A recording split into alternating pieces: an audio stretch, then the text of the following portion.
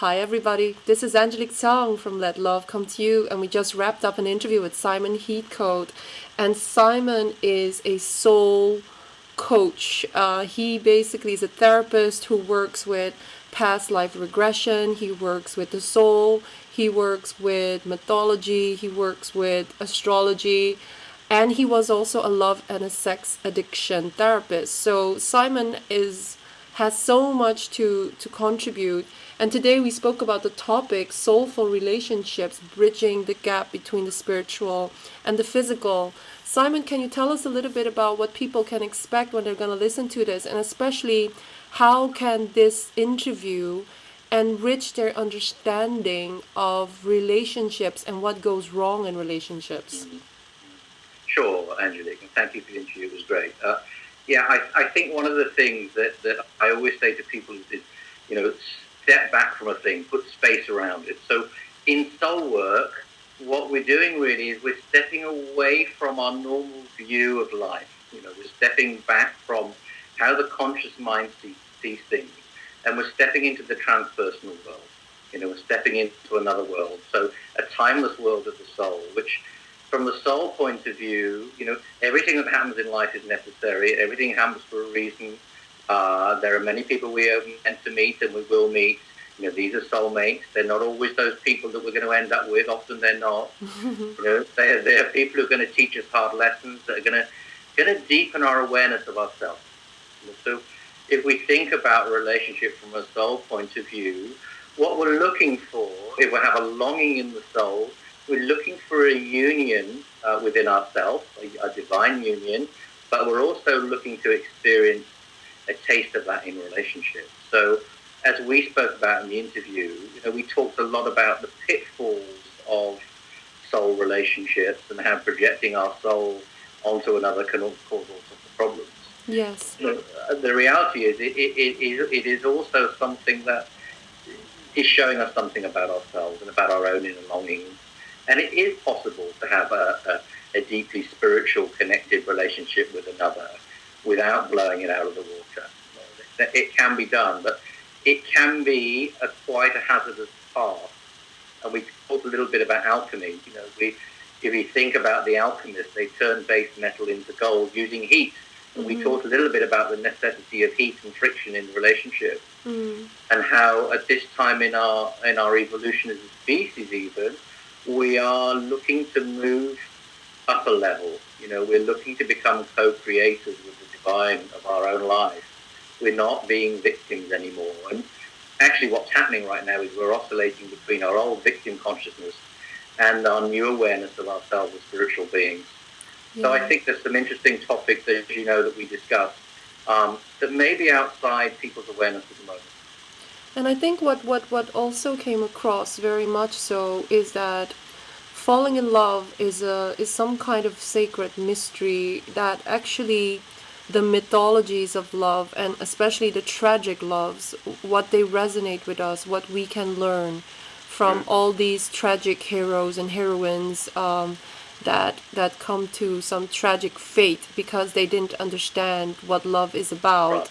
And what we also touched upon was that although we don't have a religious society, although we proclaim that we're more science-based and more rational, we are actually looking for our soul through romance and through partnership, because the apart from the neurochemicals that happen when we fall in love, there's nothing that gives us that high as much as this type of falling in love. But actually there's a huge trap in that, meaning that we have made romantic love or partnership the religion.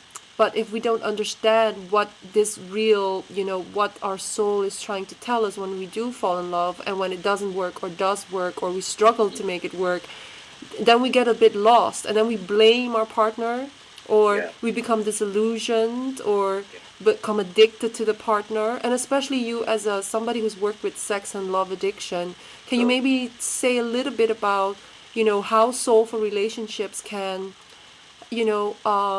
make people get out of that toxic codependent loss of self when they when they blame the partner on the one hand for not giving them what they want, and on the other hand become totally, attached, like that book, love me, I hate you, I love you, don't leave me, or something. I think that book is called something like that. Yeah, sure. I think often the truth, Angelique, is we have to go into the toxic codependent relationship first. Oh no, yes, I've been there, done before we that. come out the other side, and before we make them conscious. Yeah. And it may be that particular relationship can be saved and rescued, or it may be we'll do the real work in another relationship. But the reality is, what we're attracted to is our complementary opposite. We're looking for the partner who has the missing parts of ourselves, the parts that we repressed and gave away and split off in childhood because they weren't accepted in love in the way that we needed. So often it's anger that we weren't allowed to feel. In some families it's sadness. There will be something about the person we're attracted to that will show us the missing self part, Yeah. and B, remind us of the people who brought us up. And Yeah. those two things are very important. When we find someone who has all the difficult and wonderful traits of our parents, what we're attracted to is the possibility of doing it differently. So we set up a similar scenario to the one we grew up with. Yeah. And what we're saying to our partners is, please love us in the way that our parents never did. We're seeking wish fulfillment. So this operates on many different levels. If we think of life as a hologram, each part contains the whole. So often we've got childhood wounding, we've got past life material, we've got astrological resonance, we've got the whole thing thrown in, in a melting pot together. And those are the most intense relationships where we connect at all levels, all through the chakras with another person. We have a very intense experience. Yeah. And if they match the inner image we have of our beloved, we will have a particularly strong feeling towards that person. If they don't resonate with our anima or animus, what we'll experience is a kind of a lukewarm, we can take it or leave it. So, but we're drawn to the passionate relationships because, as we were saying, heat makes us evolve. Friction makes us evolve. And actually, nature's very clever. It's trying, through attraction, to help our souls evolve to another level. Yeah. So, what I also really found interesting about our conversation is when you touched upon why Let Love Come to You as a title really spoke to you so much, and you spoke about sometimes how in our current society, because we're so goal oriented and it's all about we can make it happen, we try to get love, we try to buy it or gain it or make it happen through making ourselves more successful or more whatever, thinner or whatever. But actually love is like a force that is bigger than us, and how you spoke also about how we can become the person that can serve love by allowing ourselves to open ourselves for this force to come through us, and then for that to show up in our relationship with ourselves, but also with the beloved. Yes. If we treat love as another commodity, Angelique, it's guaranteed to burn us. Yeah. And there's quite a lot of mythology around that as well, about men being turned to dust in the Native American tradition by wanting to use a spiritual woman, a sacred woman, for himself rather than serve her. So there's this idea that just as in falling in love we have no control, why do we then expect to control love? Because love is so much bigger than we are. What we need to do is bow to it, not control it. Yeah.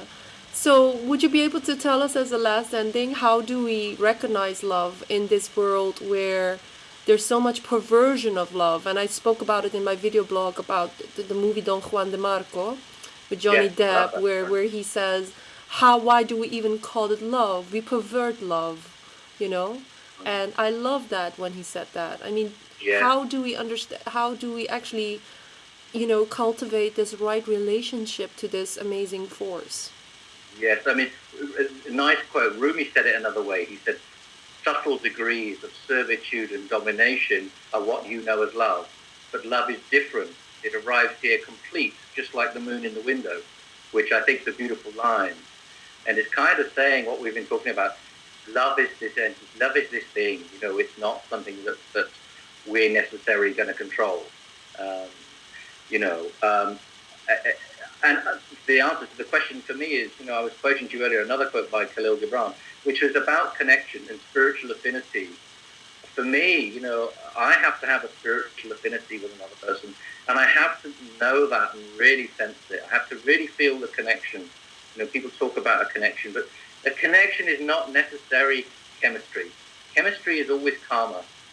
When we have a chemical reaction with someone, you can bet that we have a karmic challenge and the sparks are going to fly.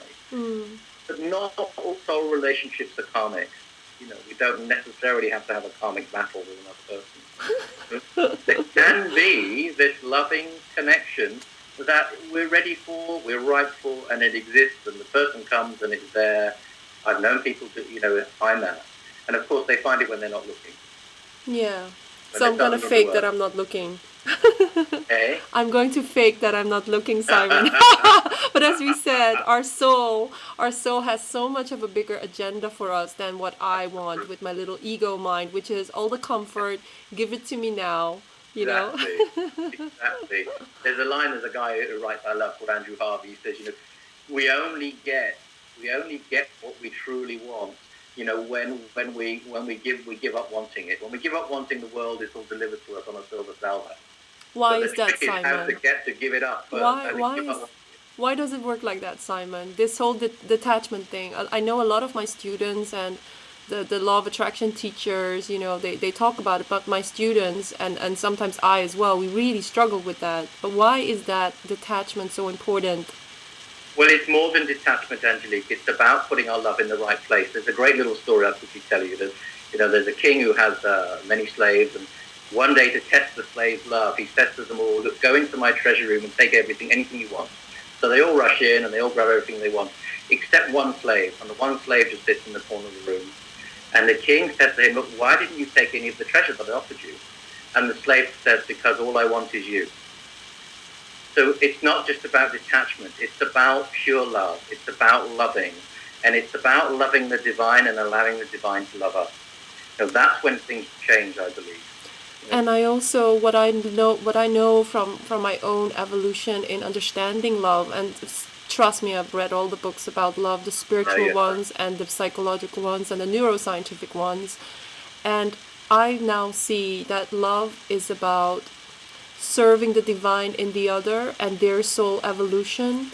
As the Jungians would say, you cannot love somebody if you are going to make them codependent on you. You have to serve the autonomy of the beloved so that they can go wherever they want. And that may mean leaving you. That is true love. And I know that from my own history, that if I knew that I could give that to the person, that I knew I loved them.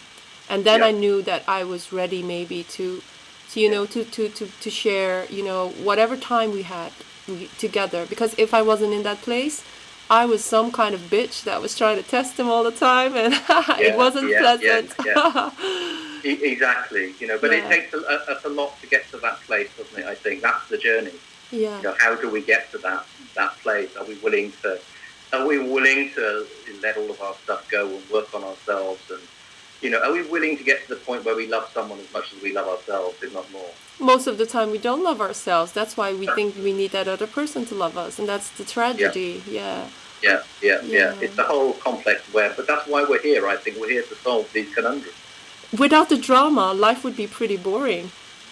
Without the tragedies. That's an interesting thing to say. No, I mean, I if you have a play where nothing happens, everybody's hunky-dory, happy, that would be boring. Everybody would leave the theater. Well, I think that's, I have spiritual teachers and they say to me, neutrality is the place to get true. The soul is neutral, being neutrality.